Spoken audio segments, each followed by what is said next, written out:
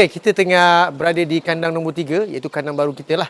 Dan di kandang berbiri hostel ni, kita sedang memberi susu kepada anak-anak biri-biri yang ibunya tidak menyusukan mereka sebab mereka tak mengaku dia anak ataupun ibunya tak cukup susu. Ini adalah rutin harian dah.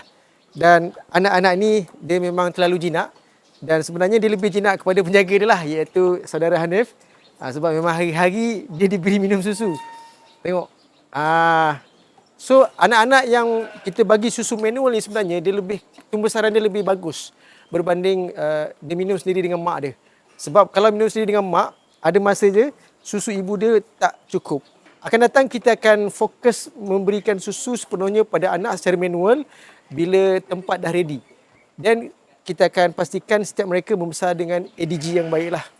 Okey, kita beli susu memang khas susu kambing tepung.